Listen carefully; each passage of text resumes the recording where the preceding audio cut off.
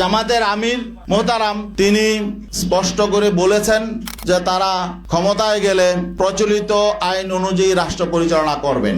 আমরা স্পষ্ট হয়ে গেলাম যে আমরা যেই লক্ষ্য নিয়ে চলছি সেই লক্ষ্য অর্জিত হবে না। তাদের জন্মের পর থেকে একটা মৌলিক স্লোগান ছিল যে আল্লাহর আইন চাই, সৎ লোকের শাসন চাই। এখন যখন ক্ষমতায় যাওয়ার মতো অবস্থা তৈরি হয়েছে তখন তারা আল্লাহর আইন থেকে সরে গেলেন। আমাদের যেটা মনে হয়েছে তারা ক্ষমতাটাকেই একমাত্র মুখ্য মনে করছে। তাদের শক্তি সামর্থ্য অনেক বেশি, ঠিক আছে, কিন্তু আমরা আদর্শিকভাবে নৈতিকভাবে আমরা কারো চেয়ে দুর্বল নই। আমরা ইসলামী জনতার যে প্রত্যাশা, যে এখানে একটা বিষয় স্পষ্ট করে বলতে হয় যে আমরা কেন এই সিদ্ধান্তে আসলাম। জানেন যে এখানে বাংলাদেশ জামাতে ইসলামী একটি বড় শক্তি ছিল, অস্বীকার করার সুযোগ নেই। তাদের শক্তি সামর্থ্য অনেক বেশি, ঠিক আছে, কিন্তু আমরা আদর্শিকভাবে নৈতিকভাবে আমরা কারো চেয়ে দুর্বল নই।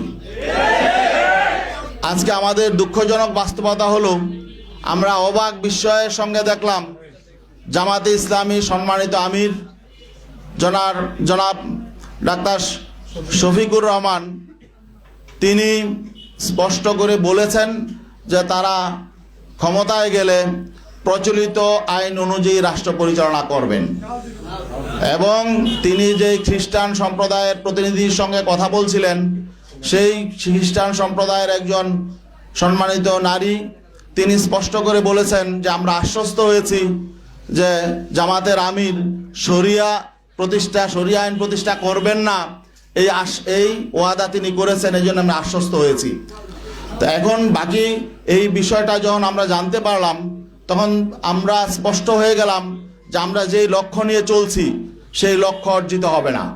কারণ আজকে যখন রাষ্ট্র ক্ষমতা যাওয়ার মতো একটা পরিস্থিতি তৈরি হয়েছে, এখন যারা প্রধান শক্তি তারাই যদি ইসলামের সুমহানী আদর্শ থেকে ভিন্ন দিকে চলে যায়, তারা যদি ইসলামী আইনের প্রতি তাদের আস্থা না থাকে, তাহলে আমরা যে কর্মী সমর্থক নিয়ে সারা দেশে ইসলামের পক্ষে কাজ করে যাচ্ছি এই স্বপ্নই থেকে যাবে। এবং আজকে আমরা অবাক বিস্ময়ের সাথে লক্ষ্য করছি জামাতে ইসলামী বাংলাদেশের সারা দেশে লক্ষ লক্ষ কর্মী সমর্থক আছেন। আমরা জানি বাংলাদেশ জামাতে ইসলামী তাদের জন্মের পর থেকে একটা মৌলিক স্লোগান ছিল যে আল্লাহর আইন চাই, সৎ লোকের শাসন চাই। এখন যখন ক্ষমতায় যাওয়ার মতো অবস্থা তৈরি হয়েছে তখন তারা আল্লাহর আইন থেকে সরে গেলেন। তারা প্রচলিত আইনে রাষ্ট্র পরিচালনা করবেন এই কথা যখন ঘোষণা করলেন তখন আমাদের প্রশ্ন জাগে যে সারা বাংলাদেশে এই বাংলাদেশ জামাতে ইসলামীর নেতাকর্মীদের এই যে আবেগ অনুভূতি, এই বিষয়টার প্রতি তারা আসলে খেয়াল করে নাই। আমাদের যেটা মনে হয়েছে তারা ক্ষমতাটাকেই একমাত্র মুখ্য মনে করছে। তো এখন আমরা আসলে তাদের ক্ষমতায় যাওয়ার পথে বাধা হতে চাই না। আমরা বিনয়ের সাথে বলতে চাই আমরা এই প্রচলিত আইনে বিগত 54 বছর রাষ্ট্র পরিচালিত হয়েছে। এই প্রচলিত আইনে শান্তি প্রতিষ্ঠায়, কল্যাণ প্রতিষ্ঠায় প্রচলিত আইন ব্যর্থ হয়েছে। এই প্রচলিত আইন বৈষম্য তৈরি করেছে। অন্যায় অবিচারের মূল হলো প্রচলিত আইন। অতএব আমরা তো সবসময় বলে আসছি প্রচলিত আইন পরিবর্তন করে সেখানে আল্লাহর দেয়া আইন এবং ইসলামের সুমহান আইন যেটা সকলের জন্য সমান এবং ধর্মবর্ণ নির্বিশেষে সকলের অধিকার প্রতিষ্ঠা করবে, আমরা তো সেই আইন প্রতিষ্ঠার জন্য আন্দোলন করি। এখন শেষ মুহূর্তে যদি আমরা দেখি যে আসলে প্রধান যে রাজনৈতিক শক্তি আমাদের সহযোগী শক্তি ছিলেন তারা যখন নাকি বলছেন যে না, তারা সে আল্লাহর আইনের পথে চলবেন না, বরং প্রচলিত আইনেই তারা রাষ্ট্র পরিচালনা করবেন, তখন আমরা তাদের সহযোগী হওয়ার জন্য আমরা প্রস্তুত নই। এই জন্যে আমরা মনে করছি এটা আমাদের এই ইসলামপন্থী শক্তির সামনে আমাদের তুলে ধরা দরকার। এই জন্যে আমরা তাদের আবেগের প্রতি শ্রদ্ধা জানাই। অনেকেরই অনেক রকম আবেগ তৈরি হয়েছিল, এই ঐক্যকে নিয়ে আমরা তাদের প্রতি সম্মান শ্রদ্ধা জানাই। আর বিশেষ করে এখনো পর্যন্ত যারা জোটবদ্ধ আছেন সেখানে আরও ইসলামী সংগঠন আছেন, তাদের প্রতি আমরা শ্রদ্ধা জানাই, তাদের প্রতি আমাদের কোনো বিরূপ ধারণা নেই। তবে আমি তাদেরকে বিনয়ের সাথে অনুরোধ করব, তারা যাতে এই যে জামায়াতে ইসলামীর প্রধান যে বক্তব্যটা দিয়েছেন এইটার ব্যাপারে যদি তাদের নীতি আদর্শের সাথে সাংঘর্ষিক তারা মনে করেন, তারা যাতে একটু ক্লিয়ার হয়ে নেন। আরেকটি বিষয়, এটা ছিল আমাদের আদর্শিক বিষয়, আর একটা রাজনৈতিক বিষয়ও এখানে আছে। কারণ শুধু একটি কারণেই আমাদের অবস্থান নয়, আরও বেশ কিছু কারণ আছে। মৌলিক কারণগুলো আমি বলছি। রাজনৈতিক বিষয় হলো, যখন আমরা একই পথে হাঁটব, আমরা যখন সমঝোতার ভিত্তিতে নির্বাচন করব, আমরা যখন আগামীতে পার্লামেন্টে যাব, তখন আমাদের ভোট নিয়ে যারা পার্লামেন্টে যাবেন, আমরা যাদের ভোট নিয়ে পার্লামেন্টে যাব, তাদের পারস্পরিক সমঝোতা, সমন্বয়, সম্মানবোধ থাকতে হবে। জামায়াতে ইসলামীর সম্মানিত আমির ডাক্তার শফিকুর রহমান, তিনি বিএনপির প্রধান জনাব তারেক রহমানের সাথে সাক্ষাৎ শেষে তিনি স্পষ্ট করে বলেছেন যে তারা জাতীয় সরকার নির্বাচন পরবর্তী জাতীয় সরকার, বিএনপির সঙ্গে জাতীয় সরকার গঠন করবেন এবং বেগম খালেদা জিয়া যে ঐক্যের পাঠাতন তৈরি করে গেছেন, সেই ঐক্যের পাঠাতনে দাঁড়িয়ে আগামী দিনে রাষ্ট্র পরিচালনা করবেন। এখন আমাদের প্রশ্ন হলো, এই যে তিনি একটি অ্যালায়েন্সে আছেন, একটি সমঝোতায় আছেন, এটা একটি মৌলিক প্রশ্ন, আগামীতে জাতীয় সরকার হবে নাকি কোন সরকার হবে, এটা একটা মৌলিক প্রশ্ন।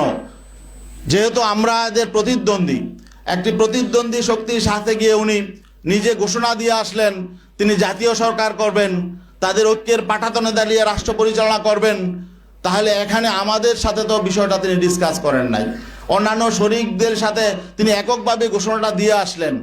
এখন আমাদের শঙ্কা হলো যে এখানে নির্বাচনের আগে যেহেতু একটা সমঝোতা সমন্বয় প্রতিদ্বন্দ্বী দলের সাথে হয়ে যাচ্ছে, তাহলে এই নির্বাচনটা আসলে পাতানো নির্বাচন হবে কিনা, এটা কি ইলেকশন হবে নাকি সিলেকশন হবে, এই শঙ্কাটাও আমাদের সামনে চলে এসেছে। তো এই শঙ্কা নিয়ে আমরা তো আসলে মানে সহযোগী হতে চাই না কারো।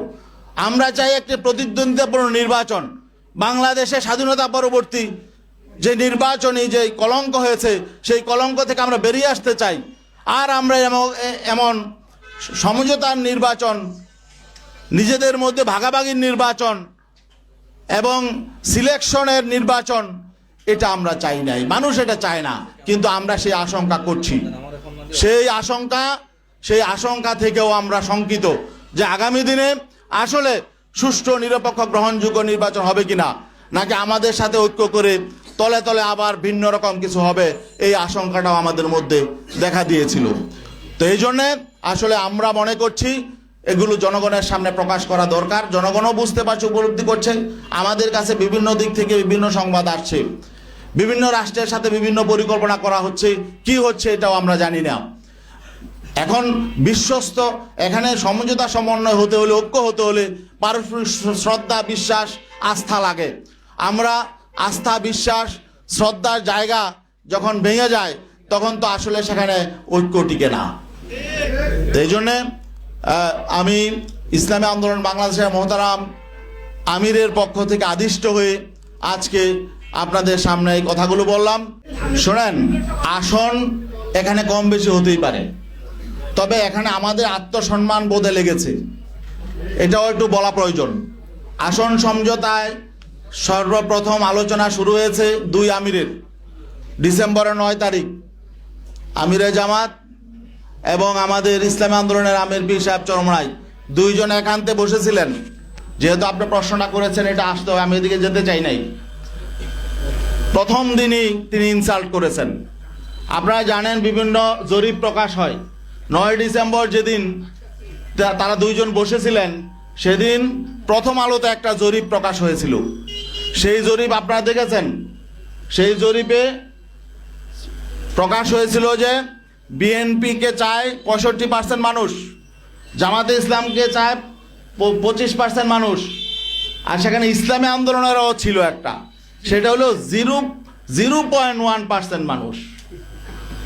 ঠিক আছে, ওই দিন বসার পরে আলোচনা শুরুতেই জামাতের আমির মোহতারাম তিনি আমাদের আমিরকে বললেন যে এই যে এই একটা প্রথম আলোতে একটা জরিপ এসেছে দেখেন। তাহলে এটার অর্থ কি?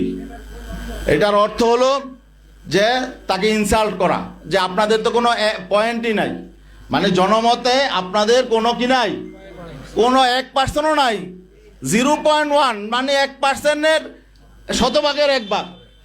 তো এটা হলো উনি ইনসাল্ট করে শুরু করেছে যাত্রা। সেদিনই আমি আমাদেরকে বলেছেন যে তাদের কিন্তু মতলব ভালো নয়, তারা হয়তো আমাদেরকে সাথে বেইনসাফি করবে।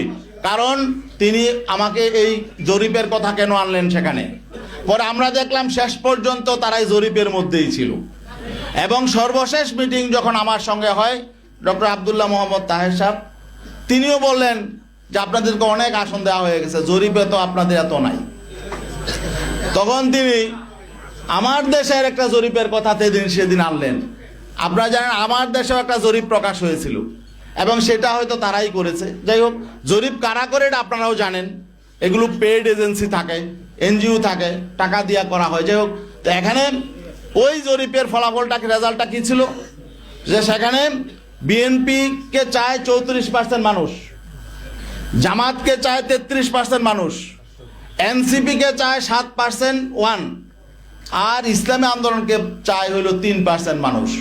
আচ্ছা বলেন দেখি, জামাতকে যদি 33% মানুষ চায়, এনসিপিকে যদি 7% মানুষ চায়, তো 40% হয়ে যায়। আর বিএনপি চায় 34%, বিএনপিকে চায়, তাহলে তো বিএনপির থেকেও এখন যদি এনসিপি তাদের সঙ্গে আছে, বিএনপির চেয়ে 6% ভোট তাদের বেড়ে গেছে। এখন তাহলে আমাদের কি আর এখানে অবস্থান থাকে? এখন তখন যখন তারা বলে জরিপে তো তা আসলে আপনাদের তেমন অবস্থান নেই, তো এখন তাহলে বোঝা গেল যে তারা যে আসন দিয়েছে এটা অনুগ্রহ করে দিয়েছে। তা আমরা তো কারো অনুগ্রহের পাত্র হয়ে রাজনীতি করতে চাই না।